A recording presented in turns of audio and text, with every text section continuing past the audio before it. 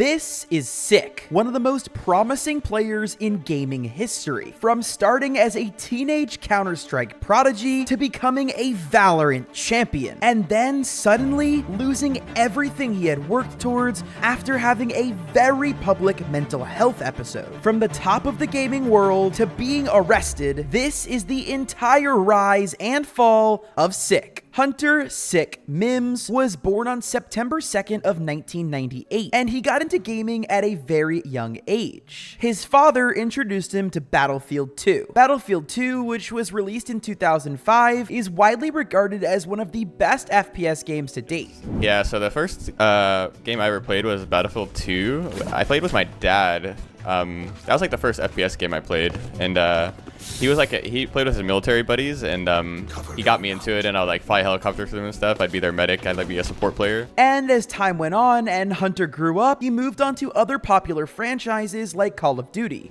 When I was like way older, I started playing Call of Duty on Xbox, and that was the first game that I like really tried hard in. Like I would like really try hard to like do well and like pick up games and stuff. However, the first game that Hunter realized he was pretty good at and wanted to take more seriously was CSGO. CSGO was released on August 21st, 2012, and was the fourth game in the beloved Counter-Strike franchise. The first ever CSGO major was held in November of 2013, and after seeing it, SicK decided that he wanted to get involved with the competitive scene. He played mostly ESEA pugs, which introduced him to the huge community of CSGO players who took this game very, very seriously. And along the way, he would meet a player named Vice. Yeah, so my first competitive team was actually in CSGO. I played open with friends that I met in the ESEA pugs, basically. Well, one of their names is Vice, and he plays Valorant now. We started out in open together, and we worked our way all the way through all the leagues together slowly until we made it to Premier, and that's how I became a pro in the first place. But yeah, basically my first competitive team was just a bunch of friends and stuff.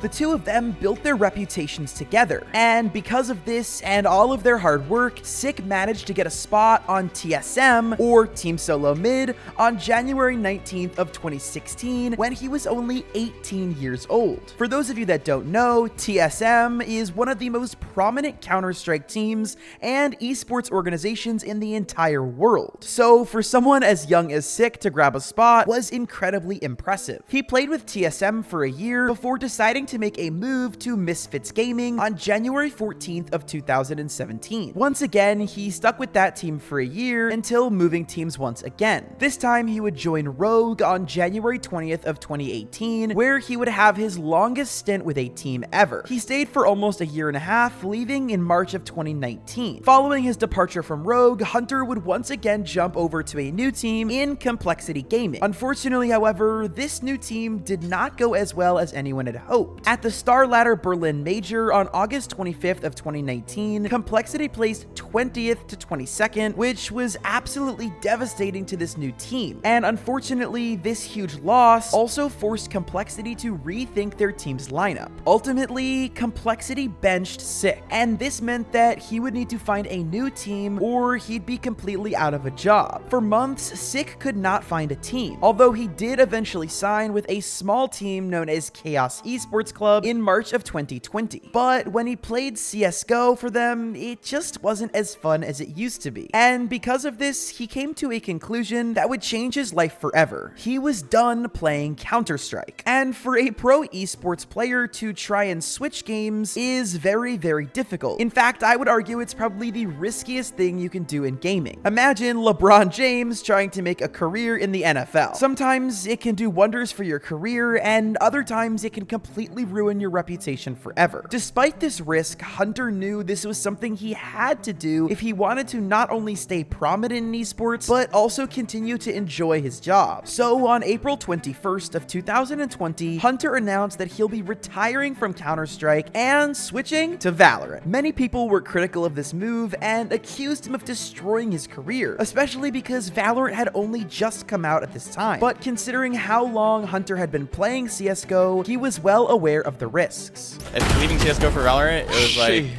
It was a pretty big gamble, of course, because like you don't know if one's market. You don't know if you're gonna like the game. You don't know if you're gonna do well in the game, and starting fresh is kind of stressful too because you don't know who you're gonna play with. But this risk seemed to pay off pretty quickly because only 1 week after announcing that he would be playing Valorant, on April 28th of 2020, Sentinels would announce that they were signing SicK to their brand new Valorant roster. For those of you that live under a rock or have never played Valorant before, Team Sentinels is perhaps the most decorated team in Valorant history. He would join this team alongside fellow CSGO veteran Shazam and Zoms and Sinatra. The team started out with a few rough placements. However, this wasn't totally unexpected. You see, Valorant had only been released for a few months at the time this team was put together, and these veteran esports gamers that had come from completely different game titles probably needed some time to get used to the new game. And once they did get used to Valorant, this team became unstoppable. They made their first big wave by getting first place in the Pop Flash Cup and the JBL Quantum Cup during the end of 2020. But as a team, they would shine even brighter the following year in 2021. The first ever VCT, or Valorant Champions Tour, was announced on November 24th of 2020, Valorant's official competitive league, which was ran by Riot themselves. And the format was pretty interesting. Throughout the year, 3 cycles of Challengers and Masters events provide teams with multiple chances to qualify into Valorant Champions, our end-of-year World Championship and the biggest event of the year.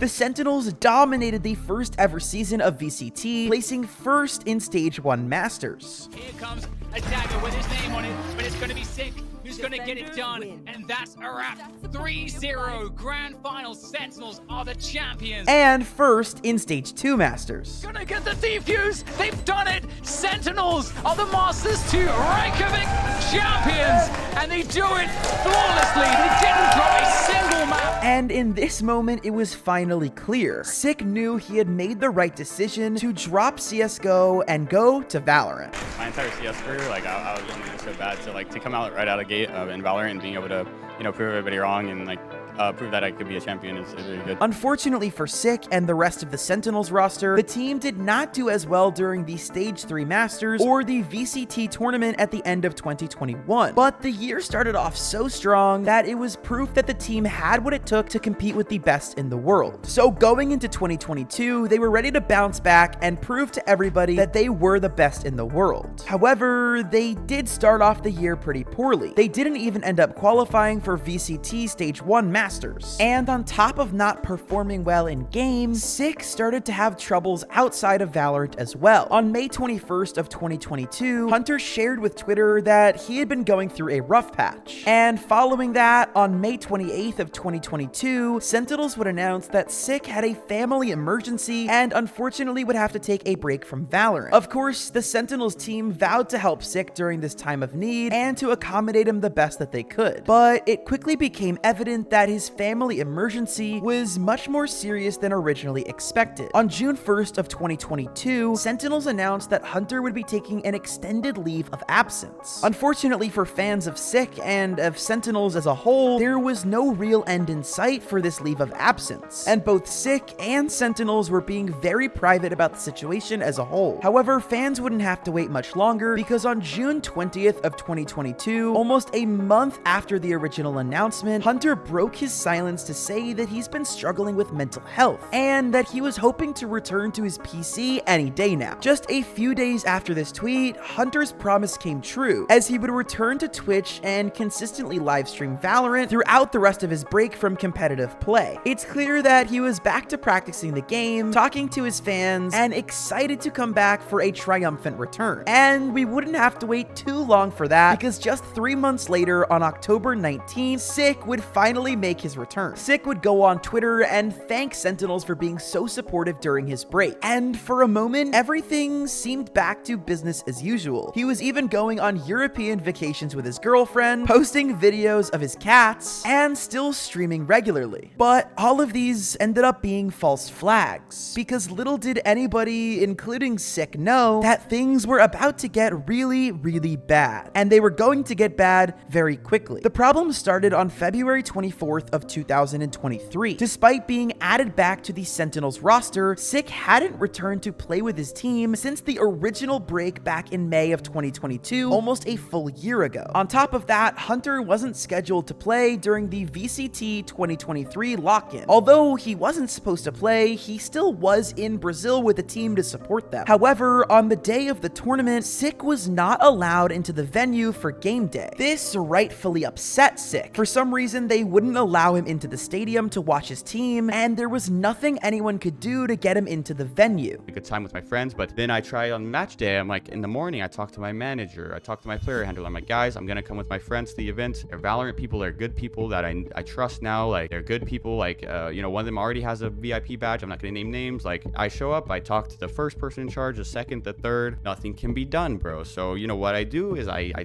talk about it. I feel very disrespected with my time, just like I'm talking to you guys. I want you to respect my time, I respect yours. So yes, I'm not allowed in the venue. I'm like, I want to watch the game. Oh yes, they don't let me in, bro. Like, I'm talking to management, they say no. I'm talking to player handler, they don't pick up the phone. Like, I try to talk to the person in charge, they say no. I don't know what's going on. Like, they don't give me tickets, I can't get in. Upon not being allowed into the arena, SicK started to go on a Twitter rampage, posting pictures of the old roster and making passive-aggressive memes. And because of how he was acting online, a lot of his fans started to become concerned with SicK's mental health, especially considering that he had just returned from a long break where he noted that mental health was the main issue of concern. But instead of meeting this concern with appreciation, he asserts that he's the happiest that he's ever been. Apparently, this was just the new SicK, and he wanted everyone to get used to it. Then, on top of that, things started to get worse, because on February 26th of 2023, SicK's now ex-girlfriend tweeted that she broke up with him because he flew out a random girl to meet him in Brazil after the two of them got into a fight. Following this, she also said that SicK was kicking her out of their shared home, and also mentioned that Hunter had made Tenz's fiance uncomfortable. So yeah, SicK had a pretty bad time in Brazil, and a lot of the people in the Valorant community had a lot of questions to ask Hunter. So once he arrived back home in America on February 27th, he went live on stream and explained it all. What about it, man?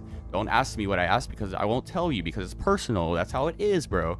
Some things are too personal to share online, but people made it personal, man. And it's very disrespectful, some of the things people said. Yes, people lie. Like, people are lying. Like, I'm not lying to you guys right now. I have no secrets to hide. I'm very... I promise you guys I'm an okay guy. Like, maybe I make mistakes, but I don't have anything to hide. Like, you... And yes, me and my ex are done. We are done speaking. I told her we're done. She sent me a lot of texts in a row about things like that. But we're very harmful. Like, I'll be honest, like, I had to get police involved. It's very serious. Like, I was scared for my safety. Like, there's stuff going on. Like, there could be stuff that's going on in my house that I don't know about. There could be broken stuff. There could be stuff everywhere. But luckily, it was okay. Like, I care about her. Like, I'm not going to say anything. Like, I guess the live stream could be boiled down to how upset he was with almost everyone and everything in his life. And while this live stream was a little concerning, most people thought that this would be the end of the drama. At the worst, he would leave Sentinels and look for a new team. But that's not exactly what happened, because just a few days later, on March 2nd, SicK announced to stream that he had just bought a Ferrari. In that same stream, he would also mention that his family members were worried about him because of this gigantic purchase. And I have my own family member, man, calling me, asking me if I'm schizophrenic, telling me she's gonna call someone to help me, saying that I can't afford this car. Have you lost your mind? I had to block them. I'm not doing this person ever again. They're not my people. Wow. Bad person, yell at bitter, I don't know what it is, but I don't care, bro. It's very sad. And the day after, on March 3rd, he posted a video of him getting kicked out of the Ferrari dealership. Get out of my office. Okay, bye. Get out of the store. No, I'm not leaving the store, bro. Get out of the store, I will call the police on I'm you. in your office, bro. Get out of the store or I will call the police.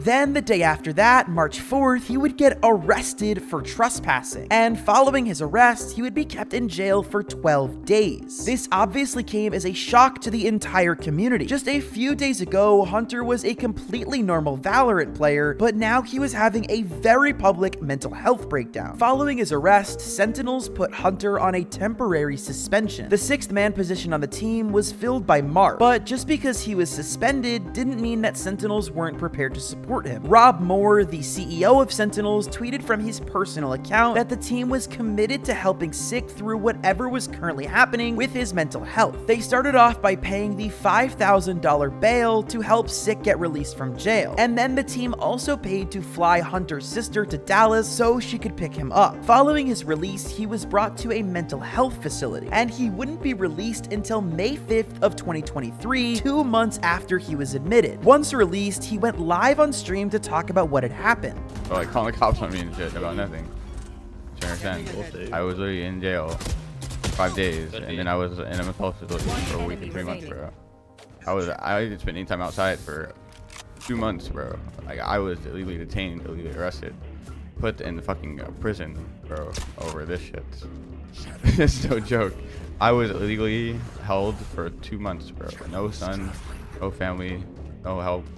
No, nothing. I did it all by myself to fucking get back to where I want to be. And this stream did not reassure his fans that he was okay. Many were immediately worried by Hunter and his demeanor on stream. He was slurring his words and clearly looked very unwell. And things were about to get much worse for SicK, because on May 8th, he once again got arrested for criminal trespassing, this being his second arrest in 2 months. Shazam, a fellow member of the Sentinels roster, asked fans to ignore SicK and his very public mental health breakdown and not to bring attention to it, posting on Twitter that he currently has SicK blocked and explained that this erratic behavior was very out of character for him. SicK was released from jail only 1 day after his arrest and quickly turned to Twitter, making jokes about being a menace to society. He continued to make erratic Twitter posts covering various topics like politics, cars, and a lot about Jenna Ortega. His behavior on Twitch wasn't much better, as he was openly smoking on stream and using racial slurs. Then on May 12th, things got even worse for SicK, if that was even possible, because he was banned on Twitch for posting hateful language. Many people praised Twitch, thinking it was probably the best that he stayed offline, but he would be unbanned a week later on May 19th, but banned once again on May 23rd. This time, the ban would last for 2 weeks, so in the meantime, SicK would stream on Kick. On June 1st, it looks like someone was finally able to get through to Hunter as he released this tweet. He also admits that he'll be starting therapy and hopes to be getting better going forward. After starting therapy later in that June, his erratic tweets seemed to die down, and he only tweeted to show when he was going live on Twitch after he was unbanned. He continued to stream on Twitch on and off throughout June and July of 2023, but then he would disappear once again following his stream on July 31st of 2023. For a while, it looked like Hunter had stepped away from the internet for good. Many people hoped he was getting the help he needed, but unfortunately, his mental health did not get better during this break. Instead, it rapidly declined. On January 6th of that following year, Hunter tweeted out just one word: goodbye. This is not a tweet you want to see from someone with a mental health issue history, but a few hours later, he apologized for the scare and admits that he had been rushed to the hospital and is receiving medical care. Once again, he apologized for everything he had said during his manic episode, and he also admits that he hadn't left his house in 6 months and also hadn't been speaking to anybody. He basically said all he was doing was ordering food and watching YouTube. He also shared a photo of himself where he looked barely recognizable. Following his almost attempt, Hunter was admitted into a mental health facility where he hopefully got the care that he needed. Throughout this whole mental health crisis, Hunter had stayed signed to Sentinels. The team continued to remain in contract with SicK, and his family tried their hardest to get him everything that they needed. Since the unfortunate string of posts back in January that landed him in the hospital, Hunter has returned to the internet only on April 6th with one single tweet. But since then, he has not been active on any of his official social media accounts, and some people have even claimed to see him in some Valorant lobbies. Whether or not that's true, or whether or not SicK will ever return, remains unknown. Hopefully, however, he's taking all the time that he needs to recover after everything that he's been through. And I want to add on a huge shout out to Team Sentinels, as not a lot of organizations would put so much effort into helping a player like SicK. So with all that being said, my prayers go out to SicK and his family, and I hope you guys enjoyed this video. Make sure to hit the subscribe button for future videos, and I will see you guys in the next one.